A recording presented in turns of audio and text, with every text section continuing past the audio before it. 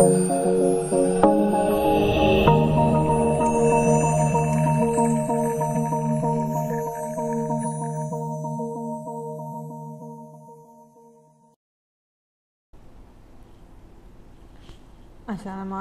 warahmatullahi wabarakatuh. Salam sejahtera bagi kita semua dan salam budi luhur. Untuk video pembelajaran kali ini saya akan menjelaskan materi tentang wawasan Nusantara. Sebelum kita memahami tentang apa itu wawasan Nusantara, ada baiknya kita mengetahui terlebih dahulu pengertian dari kata wawasan itu sendiri. Karena kalau kita lihat dari judul ini, ada dua kata yang harus kita pahami artinya. Yang pertama yaitu kata wawasan dan kata Nusantara.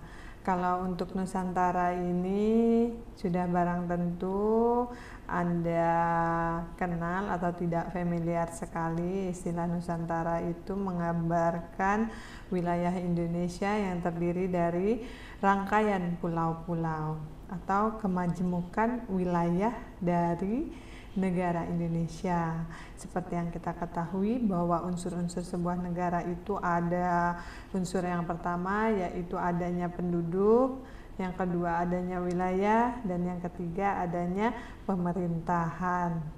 Nah, unsur-unsur negara yang saya sebutkan tadi, 3 unsur mutlak yang harus ada dalam rangka pembentukan negara itu dalam kenyataannya atau keadaan di Indonesia itu merupakan unsur yang sangat kompleksitas atau unsurnya sangat majemuk sekali, mengingat wilayah Indonesia ataupun negara Indonesia itu merupakan sebuah negara yang besar yang terdiri dari wilayah yang sangat luas yang merupakan hamparan pulau-pulau yang tersebar dari Sabang sampai Merauke, yang dihuni dari lebih dari 1.000 suku yang ada dengan berbagai macam etnis budaya yang mereka hasilkan.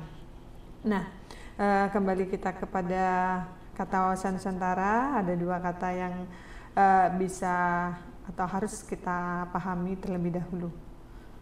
Nah, yang pertama menurut Hasnan Habib, kebulatan wilayah nasional termasuk satu kesatuan bangsa, satu tujuan dan tekad perjuangan, dan satu kesatuan hukum, satu kesatuan sosial budaya, satu kesatuan ekonomi, dan satu kesatuan hankam.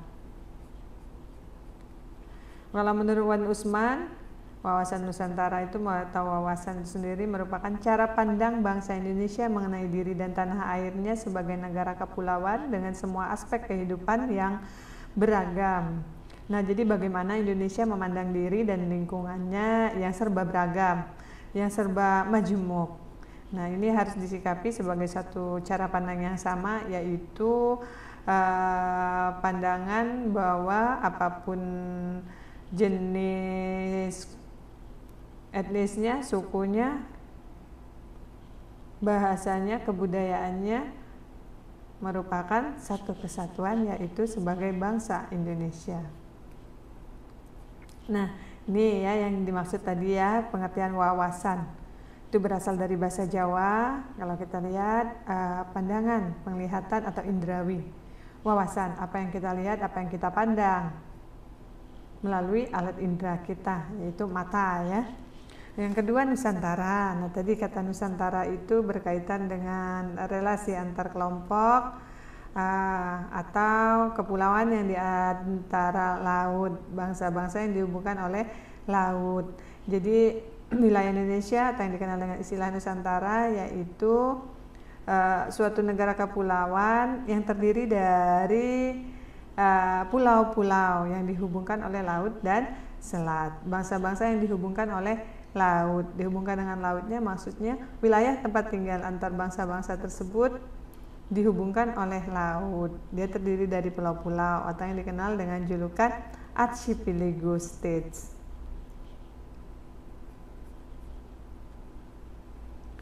Jadi ada beberapa peristiwa-peristiwa sejarah ya yang mendahului sebelum adanya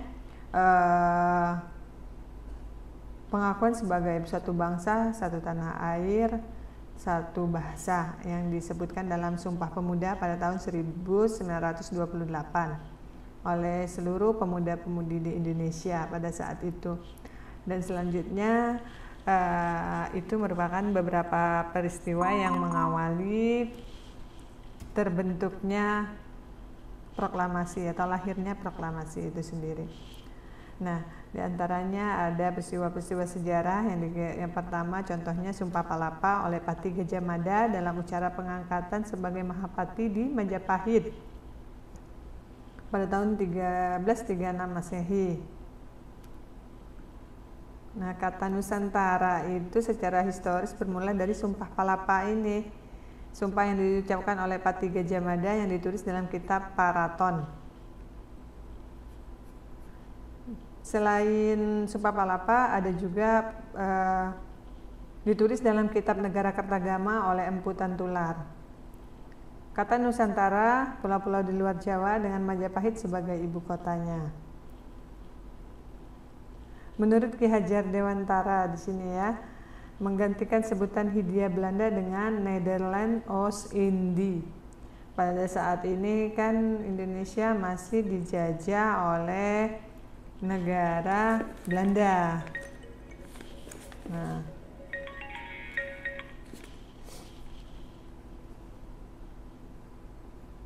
di sini ada beberapa istilah yang dikemukakan oleh beberapa ahli, khususnya di zaman pemerintahan Hindia Belanda mengenai pengertian dari kata Nusantara. Ya, kita lewati saja ya, kita ke slide berikutnya.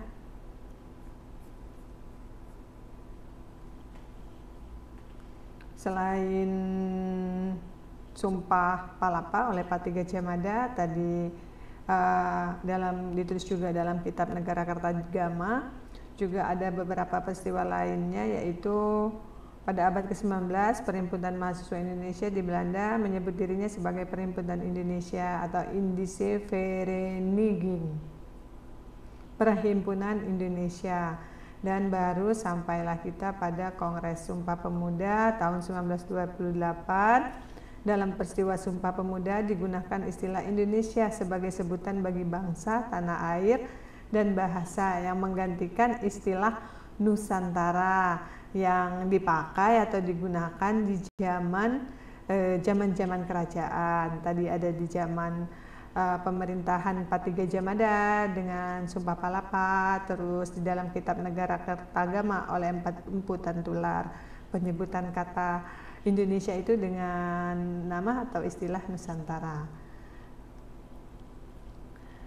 Dan pada akhirnya melalui peristiwa proklamasi berhasilnya bangsa Indonesia, baik golongan muda maupun golongan tua pada saat itu, yang menghalau penjajahan di Indonesia. Tepatnya pada saat itu Indonesia sedang dijajah oleh Jepang. Dengan hengkangnya Jepang dari bumi Indonesia, diputuskanlah oleh The Founding Fathers saat itu untuk memerdekakan diri Indonesia sebagai sebuah negara yang merdeka dengan nama resmi negara dan bangsa. Sedangkan untuk kata Indonesia itu sendiri berasal dari bahasa Yunani, sehingga kata Nusantara itu bisa kita pakai sebagai sinonim atau persamaan dari kata Indonesia, yaitu menunjuk pada wilayah kepulauan yang berada di antara dua samudra, yaitu Samudra Hindia dan Samudra Pasifik, dan dua benua, yaitu benua Asia dan Australia. Dengan demikian wawasan Nusantara, tadi wawasan itu cara pandang, Nusantara itu merupakan penunjukan istilah untuk menyebut negara Indonesia itu sendiri.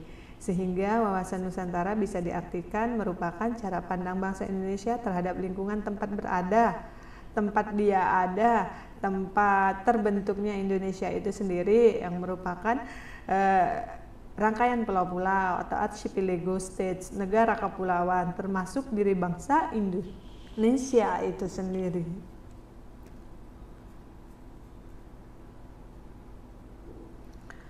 Jadi memandang diri kita adalah negara kepulauan dengan dibekali oleh Allah Subhanahu wa taala berkah sumber daya alam mineral di darat dan di laut.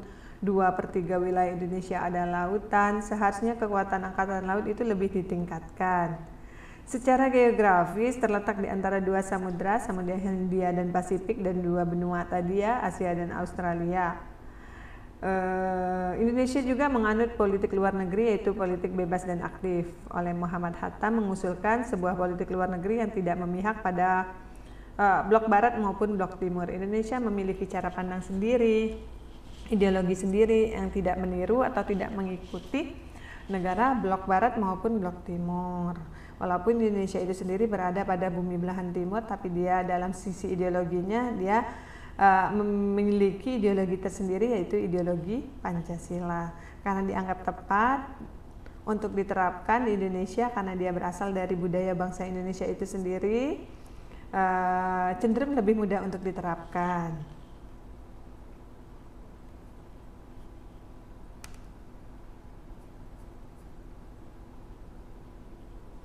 Pengertian wawasan Nusantara juga dicantumkan dalam Ketetapan MPR tahun 1998. Pengertiannya yaitu ini, cara pandang bangsa dan sikap bangsa Indonesia mengenai diri dan lingkungannya dengan mengutamakan persatuan dan kesatuan serta keutuhan wilayah dalam penyelenggaraan kehidupan bermasyarakat, berbangsa, dan bernegara. Ada juga pengertian menurut Lembaga Ketahanan Nasional atau Lemhanas ya tahun 1999 bahwa wawasan Nusantara itu adalah cara pandang dan sikap bangsa Indonesia mengenai diri dan lingkungannya yang serba beragam dan bernilai strategis. Tapi di satu sisi juga selain nilai strategis juga menimbulkan kekhawatiran atau riskan sekali terhadap perpecah belahan, mengingat wilayah Indonesia merupakan negara kepulauan yang tersebar tadi dari Sabang sampai Merauke, antar pulau itu dipisahkan oleh laut, sehingga itu selain nilai strategis juga ada nilai negatifnya bagi bangsa Indonesia itu sendiri. Tapi dibalik itu semua ada kekurangan dan kelebihannya. Nah, kekurangan dan kelebihan tersebut diprioritaskan untuk persatuan dan kesatuan bangsa serta kesatuan wilayah dalam rangka untuk mencapai tujuan nasional.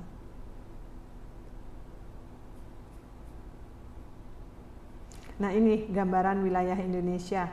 Nusantara itu ini Sumatera, Jawa, Sulawesi, Kalimantan, dan Irian Jaya. Ini pada zaman prakemerdekaan atau zaman prasejarah, zaman kerajaan-kerajaan menyebut wilayah Indonesia itu dikenal dengan istilah Nusantara tadi ya. Ini merupakan pulau-pulau yang tersebar ya, dan antar pulau-pulau ini dipisahkan oleh laut, sehingga ini ada nilai strategisnya dan juga ada nilai negatifnya.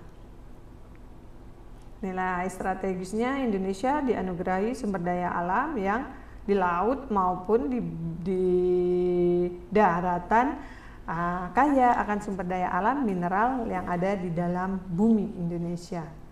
Kerawanannya itu nilai strategisnya tadi ya, kerawanannya karena jaraknya ini berjauhan antar pulau-pulau, jadi ini cenderung untuk mudah terpisah-pisah atau tercerai-berai. Tercerai-berai atau terpisahnya itu yang pertama bisa disebabkan karena perbedaan suku, agama, adat istiadat, kebudayaan.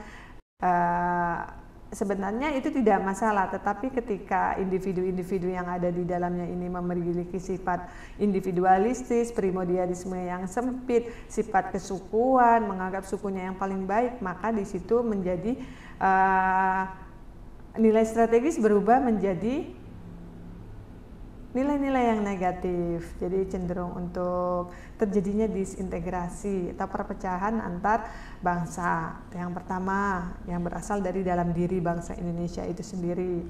Yang kedua, dengan letaknya yang tercerai-berai atau berceceran pulau-pulau ini, apalagi Indonesia itu berdekatan batasnya dengan beberapa negara tetangga yang ketika kita lengah atau tidak kita peduli bagian dari wilayah kita atau dicuekin ya oleh pemerintah Indonesia, maka ini beberapa wilayah Indonesia yang khususnya letaknya berdekatan dengan Malaysia, Australia, Filipina, Brunei Darussalam, maka pulau-pulau kecil yang ada di sini itu akan cenderung mudah terlepas dalam artian diklaim, direbut dan dikuasai oleh bangsa asing, khususnya bangsa asingnya negara tetangga, negara yang letaknya berdekatan dengan wilayah Indonesia, seperti kasus-kasus yang pernah terjadi, lepasnya Sipadan dan Ligitan dari wilayah Indonesia yang merupakan bagian dari wilayah Indonesia diambil alih ataupun diklaim oleh pemerintah Malaysia karena di sana pernah dibangun mercusuar ya, yang merupakan kepemilikan dari pemerintah Malaysia, sehingga Sipadan dan Ligitan lepas begitu saja dari pemerintahan Indonesia. Ini diakibatkan pengalaman masa lalu kita yang oleh pemerintahan, pengalaman buruk ya, pengalaman buruk masa lalu pada yang dilakukan oleh pemerintah kita, semoga tidak terulang kembali. Nah, jadi ini bukan hanya tugas dari pemerintah saja, tapi tugas dari kita seluruh bangsa Indonesia, seluruh rakyat Indonesia untuk mengamankan seluruh wilayah-wilayah Indonesia yang khususnya letaknya berdekatan dengan beberapa negara tetangga. Kepedulian dari pemerintah Indonesia dan juga didukung oleh rakyat Indonesia itu sendiri. Dengan wilayah Nusantara ini, kondisi yang demikian merupakan sebaran pulau-pulau yang dalam satu kesatuan. Inilah wajah Indonesia. Indonesia merupakan rangkaian pulau-pulau yang saling terpisahkan, tapi dia dihubungkan oleh laut dan selat. Meskipun dengan kondisi yang demikian, wilayah Indonesia tetap merupakan satu kesatuan sebagai satu wilayah, yaitu NKRI. Inti dari wawasan Nusantara adalah persatuan bangsa dan kesatuan wilayah. Mengapa dikatakan persatuan bangsa?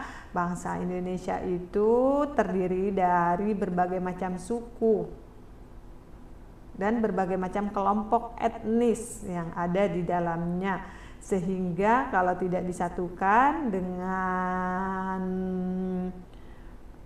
kata persatuan bangsa atau bangsa Indonesia, maka cenderung akan menganggap sukunya yang paling baik, bangsanya yang paling baik, seperti itu. Dan kesatuan wilayahnya ini, pulau-pulau ini tadi, dia diikat oleh istilah Nusantara. Nah, jadi ini merupakan pengertian dari wawasan Nusantara. Jadi bukan hanya kesatuan wilayah, tapi kesatuan penduduk atau bangsa yang terdiri dari berbagai macam kelompok etnik budaya dengan berbagai macam suku, budaya, agama, dan adat istiadat yang dia hasilkan dan dianut oleh masing-masing penghuni pulau-pulau ini. Contohnya di sini ya. Di sini itu Pulau Sumatera. Di Sumatera itu ada suku Melayu, ada suku Batak dengan berbagai macam budayanya masing-masing, dengan berbagai macam agama yang mereka anut masing-masing, berbicara dengan berdialek dengan berbagai macam bahasa daerahnya masing-masing, sehingga ketika tidak diikat oleh kata Indonesia, maka ini akan cenderung terjadinya konflik, bentrok antar suku. Jadi dialek pemersatunya yaitu dengan bahasa Indonesia. Nah, mereka menghasilkan tarian daerahnya masing-masing, lagu daerahnya masing-masing. Kalau tidak diikat oleh satu identitas yang sama, ini berkaitan dengan identitas nasional ya, yaitu lagu Indonesia Raya. Sehingga dalam acara-acara atau event-event resmi, lagu daerah, selain lagu daerah, mungkin sebagai negara kota atau daerah penyelenggara suatu event tingkat nasional maupun internasional, maka lagu Indonesia Raya juga dikumandangkan. Contohnya Indonesia ketika dia melaksanakan atau mengikuti event di internasional, dia sebagai tuan rumah, nah lagu Indonesia Raya dikumandangkan juga. Nah, itu merupakan pemahaman tentang wawasan Nusantara, yaitu persatuan bangsa dan kesatuan dari wilayah. Indonesia itu bukan Sumatera saja, Kalimantan saja, Sulawesi saja, Irian Jaya saja, atau Jawa saja, tapi ini semua adalah Indonesia. Ini adalah pemersatunya dengan kesatuan wilayah yang memiliki kesamaan pandangan sebagai satu kesatuan wilayah, yaitu NKRI. Nah, dengan bentuk archipelago states atau negara kepulauan tadi ada unsur pemersatunya, yaitu yang pertama dengan deklarasi Juanda. Nah, ini bunyinya bisa dibaca, dan ini juga penjelasannya bahwa segala perairan di sekitar, di antara, dan yang menghubungkan pulau-pulau termasuk negara Indonesia dengan tidak memandang luas dan lebarnya adalah bagian-bagian yang wajar daripada wilayah daratan negara Indonesia, dan dengan demikian bagian daripada perairan perdalaman atau nasional yang berada di bawah kedaulatan mutlak negara Indonesia. Deklarasi Juanda. Nah, ini ada sumber ya, sumber wawasan Nusantara.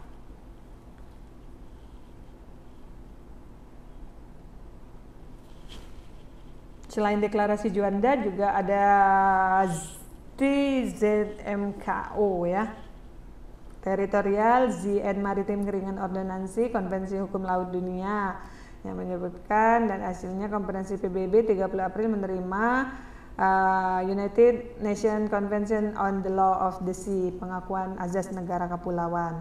Jadi pada tahun 1982 PBB mengakui azas negara kepulauan. Indonesia itu layak disebut sebagai archipelago states, negara kepulauan, yang penyatuan antar pulau-pulau ini diikrarkan dalam deklarasi Juanda.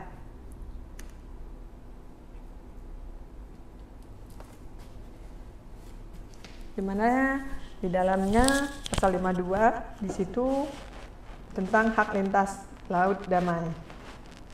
Jadi wilayah Indonesia itu diikat oleh zona ekonomi eksklusif. Jadi bukan negara kepulauan atau archipelago state yang terjadi di Indonesia itu, laut itu sebagai penghubung pulau.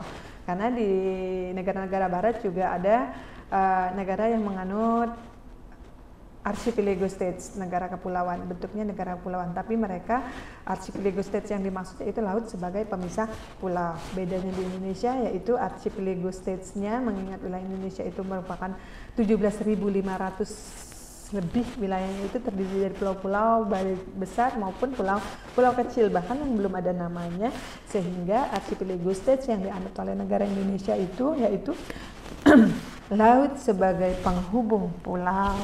Jadi diikat oleh zona ekonomi eksklusif. Pulau-pulau yang ada laut antar pulau-pulau itu merupakan wilayah Indonesia. Pengukurannya 200 jaraknya yaitu 200 meter ya kalau nggak salah. 200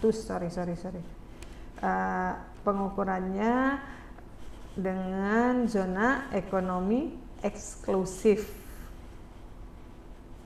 diukur dari garis pantai pulau terluar masing-masing pulau. Jadi bukan antar pulau, tetapi pulau terluar masing-masing pulau.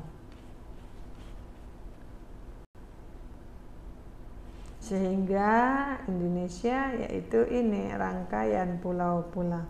Nah, ini ada beberapa negara tetangga, ada Filipina, ada Brunei Darussalam, ada Australia. Nah, ini yang bendera-bendera negara ini ya. Sehingga ini selain nilai strategisnya, ini juga nilai yang harus diwaspadai, nilai negatifnya, agar Indonesia tidak lengah atau tidak terlena dengan keadaannya yang selain mengandung nilai positif maupun nilai negatif.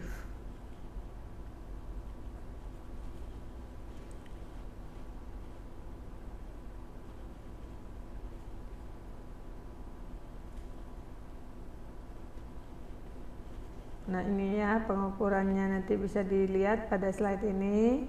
Island of the Archipelago States. Ini dasar batas kepulauannya. Ini yang saya katakan zona ekonomi eksklusif tadi ya, 200 nm, bukan 200 meter tadi. Nih.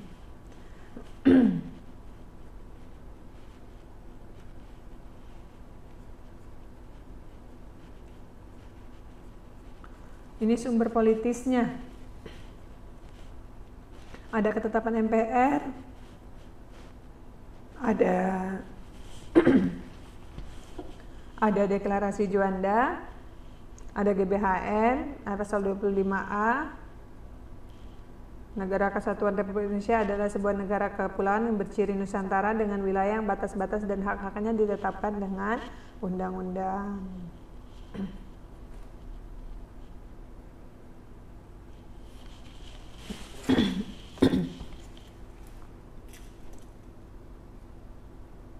Wawasan Nusantara dalam pembangunan nasional.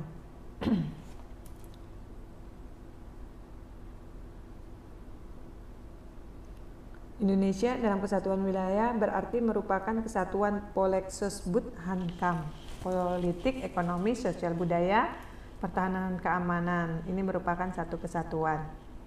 Perwujudan Kepulauan Nusantara sebagai satu kesatuan politik,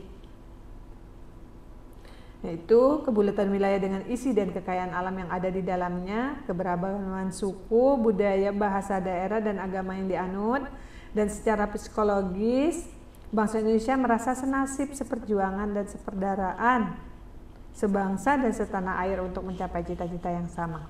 Mengapa dikatakan demikian? Karena wilayah-wilayah Indonesia itu sebagian besar merupakan daerah bekas jajahan. Jadi berawal dari merasa senasib, pernah dijajah, seperjuangan, sama-sama merasakan bagaimana melawan penjajah, dan sepersaudaraan sebagai satu rumpun bangsa yang sama. Mereka mempunyai tujuan yang sama, yaitu untuk mencapai cita-cita bangsa. Tujuan yang pertamanya yaitu sebagai negara yang bebas dan merdeka.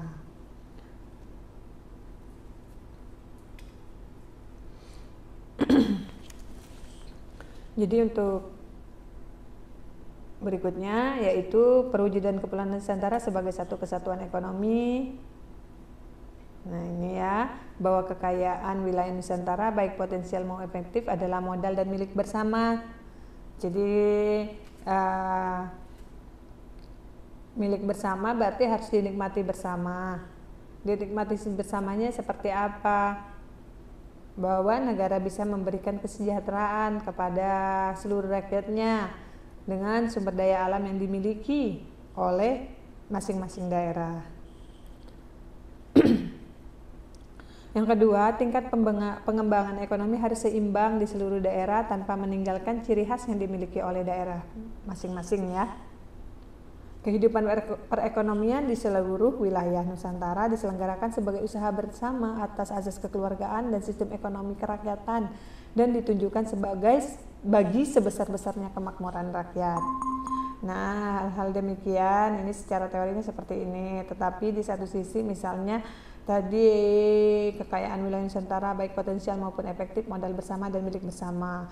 Allah Subhanahu wa Ta'ala itu menciptakan atau menganugerahkan kekayaan alam masing-masing daerah itu tidak sama dan kesuburan tanahnya yang tidak sama. Jadi bagaimana cara SDM yang ada itu mengelola potensi yang dimiliki baik sumber daya alam maupun sumber daya hayati maupun non hayati yang dimiliki masing-masing daerah. Misalnya daerah A dianugerahi kekayaan alam, di Papua di Irian Jaya dia dianugerahi kekayaan alam dari perut buminya berupa emas, jadi penambangan emas. Tapi di tempat mereka, di daerah mereka itu beda dengan di daerah Jawa, di Pulau Jawa. Pulau Jawa itu tanahnya mungkin tidak memiliki emas, tidak memiliki timah, tidak memiliki batu bara, tetapi mereka memiliki kesuburan tanahnya yang tidak dimiliki oleh wilayah-wilayah Indonesia yang lain, sehingga mereka memiliki keunggulan di bidang itu. Bagaimana caranya sumber daya manusianya atau SDM yang ada mengelola dan mengeksploitasi secara positif terhadap kesuburan tanahnya tadi. Nah, jadi penggunaan sebesar-besarnya itu atau eksploitasi sebesar-besarnya secara positif itu diserahkan kepada daerah masing-masing dengan adanya undang-undang otonomi daerah. Jadi di daerah Jawa itu dia tidak, seperti yang saya contohkan tadi, dia tidak memiliki, di dalam buminya tidak ada timah, tidak ada emas, tidak ada batu bara di dalamnya, tapi mereka memiliki tanah yang subur, dijadikan perkebunan, jadi tanahnya sejuk, perkebunan teh misalnya, sayur-sayuran. Nah itu bagaimana sumber daya manusianya yang mengeksploitasi atau mengeksploitasi secara positif ya, yang saya maksudkan. Nah jadi pada intinya walaupun tidak dianugerahi kekayaan alam yang sama, tapi Allah Subhanahu Wa Taala itu memberikan kekurangan dan kelebihan masing-masing. Bagaimana SDM yang ada itu untuk mengelola dan memanfaatkan secara potensial dan efektif dari kekayaan wilayahnya masing-masing. Jadi kalau dikatakan munculnya kesenjangan antar daerah itu sebenarnya tidak perlu terjadi, karena masing-masing daerah itu mempunyai kelebihan masing-masing terhadap kekayaan wilayahnya ya. Jadi sebenarnya munculnya kesenjangan sosial antar daerah itu seharusnya tidak bisa terjadi, tetapi karena SDM dalam pengelolanya itu mungkin tidak memiliki kemampuan yang sama, jadi dia tidak bisa mengelola secara potensial dan efektif terhadap kekayaan wilayahnya masing-masing, sehingga munculnya kesenjangan antar daerah, yaitu munculnya raja-raja kecil di daerah yang disebabkan dari adanya undang-undang otonomi daerah. Masing-masing daerah diberikan kekuasaan untuk mengatur dan mengurus rumah tangganya masing-masing dengan sumber daya alam yang dimiliki oleh pemerintah daerah tersebut. Jadi sejauh ini ya bagaimana kita khususnya SDM pengelola ataupun warga negara yang ada di suatu daerah atau wilayah itu sendiri untuk mengelola secara potensial dan efektif kekayaan alam yang ada di daerah kita masing-masing.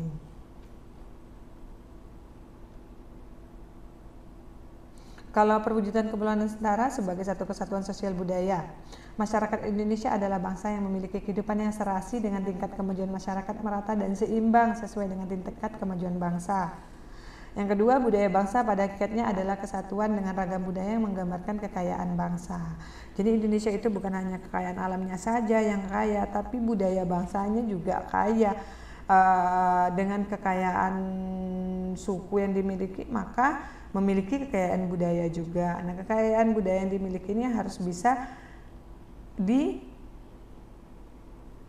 dengan baik, harus bisa dimanfaatkan dengan baik, dan harus juga dilindungi, dilestarikan agar tidak direbut dan dikuasai oleh negara asing. Beberapa budaya kita juga pernah kembali terjadi, pernah direbut dan diklaim dan diakui oleh pemerintah daerah tertentu, pemerintah negara tertentu, karena pemerintah kita ataupun warga negara kita sendiri itu lengah dalam artian dia tidak menyadari bahwa kekayaan kita itu, budaya kita itu merupakan aset atau kekayaan dari negara kita sendiri, yang itu tentunya diintai oleh negara-negara asing.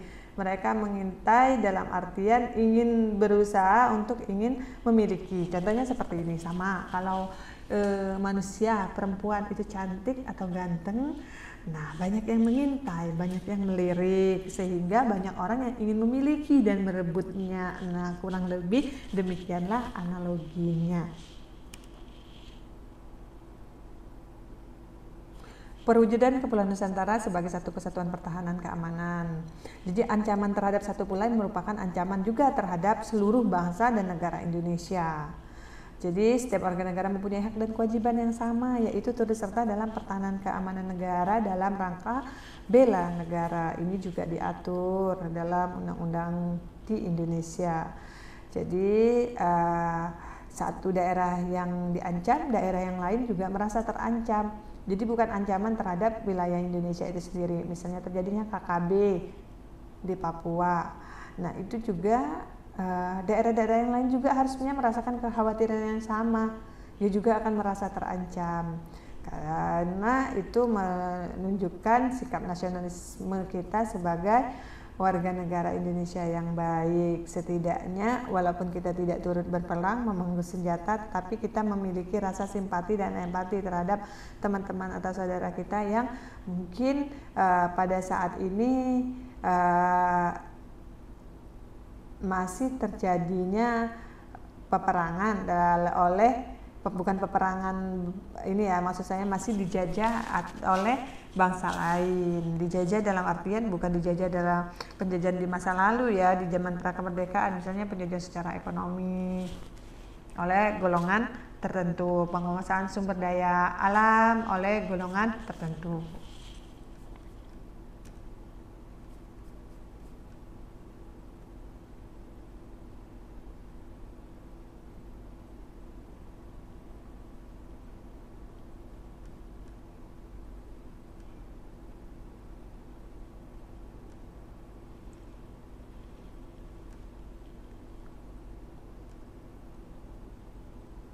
Sudah, dan berikutnya